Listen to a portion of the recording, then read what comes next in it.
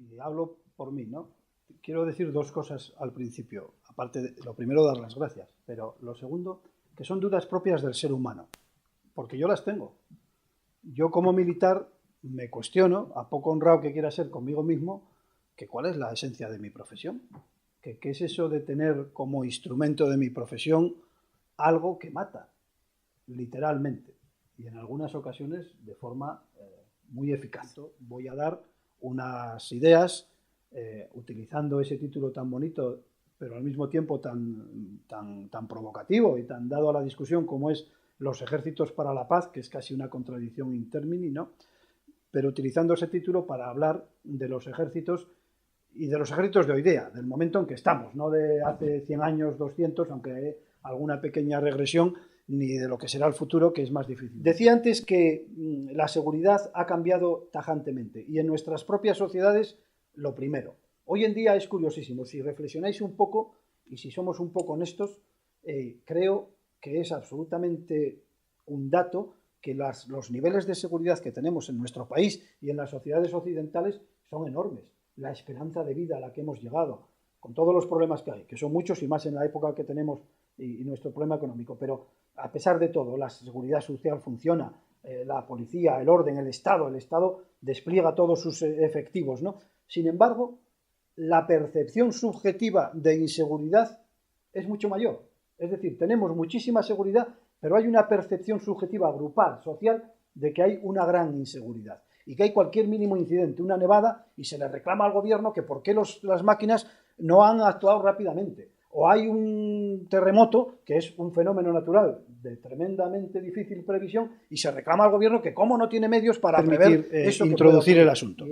El 28 de agosto de 1997, entre las fuerzas de estabilización de la OTAN en Bosnia-Herzegovina, se encontraba en la ciudad de Breko, noreste del país, y centro de una zona donde confluía el conflicto entre las tres etnias, un capitán al mando de sus tropas.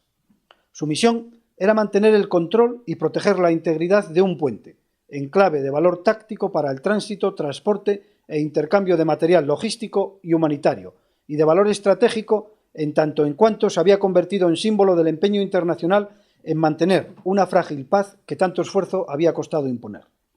Sus instrucciones, las de este capitán, incluían evitar el uso de la fuerza letal tanto como fuera posible. Las reglas de enfrentamiento permitían disparar a matar solamente si creían que sus vidas estaban en peligro. Un incidente de fuego en el que fuerzas OTAN causaran heridos o muertos entre los civiles podría causar enormes problemas al frágil apoyo político y público de la misión. Y, por supuesto, el jefe al mando de la fuerza debía evitar las bajas entre sus propios subordinados. Un grupo reducido y bien organizado de civiles serbios comenzó a hostigar verbalmente a la unidad militar, y pronto eran varios centenares los que estaban lanzando piedras, ladrillos e incluso cócteles Molotov.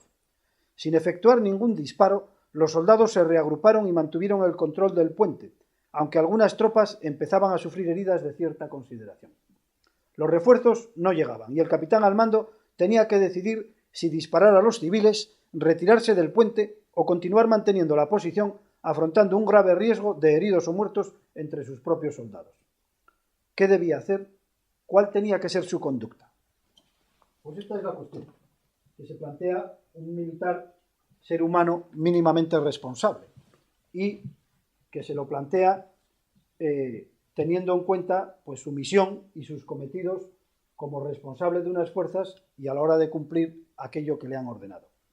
Vamos entonces a partir de aquí, si queréis luego al final os digo lo que ocurrió, pero de momento no voy a hacerlo,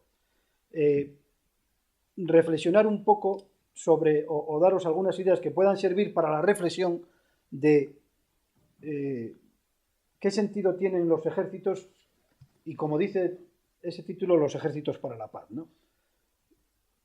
La seguridad, luego profundizaré un poco, se ha transformado, ¿no? Nuestra concepción de la seguridad en sentido general y de la defensa como una parte específica de la seguridad se ha transformado enormemente. Hoy en día lo único que quiero decir es que no se vislumbra ni a medio ni a corto, y yo diría ni a, en fin, en un razonable largo plazo, ningún conflicto del tipo por ejemplo, del tipo de conflicto tan dramático de guerra como el de la Segunda Guerra Mundial. Eso no es lo que tenemos en el horizonte.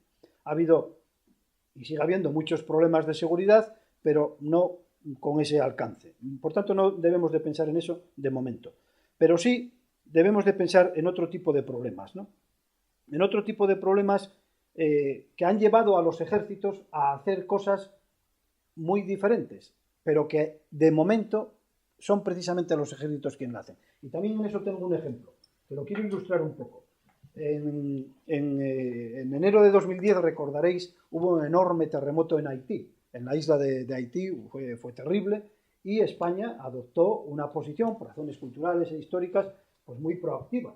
Tan proactiva que mandamos a una fuerza militar, a un buque de apoyo logístico con unos 500 hombres aproximadamente y con todo tipo de fuerzas, los mandamos allí durante varios meses, ¿no? ¿Y qué hicieron? Pues lo único que hicieron fue una operación de apoyo humanitario. Voy a ilustrarla un poco para que lo sepáis. Fueron, entre esos 500 aproximadamente, 7 médicos y 8 enfermeros, médicos, médicas, enfermeros, enfermeras, se hicieron 20.000 vacunas, se atendieron 8.000 personas, hubo de medicina general 1.823 actos médicos, de pediatría 2.000 y pico, de cirugía, de ginecología, de radiología, de traumatología, odontología y enfermería, varios miles, ¿no? Eso fue lo que hicieron, además de distribuir ayuda humanitaria, de montar un hospital que llamamos nosotros Role 3, que es un hospital básico de campaña. Bueno, pues en esa operación de ayuda humanitaria que la hicieron nuestros militares, había militares de otros países, pero yo me refiero al que más conozco, pues fallecieron 4 militares, de forma absolutamente accidental. En un accidente, cuando iban precisamente a relevar a personal de un hospital, pues hubo un accidente en un helicóptero y fallecieron los 4 que iban, ¿no? Y lo hicieron orgullosísimos, cumpliendo su misión y su cometido. A pesar de ser militares, pues no estaban haciendo la misión esencial de los militares, que la digo ya y la repetiré varias veces, que es estar preparados para el combate, estar preparados para la guerra. Ojalá que no llegue nunca, pero si llega, convencidos de la justicia de la propia causa, ganarla.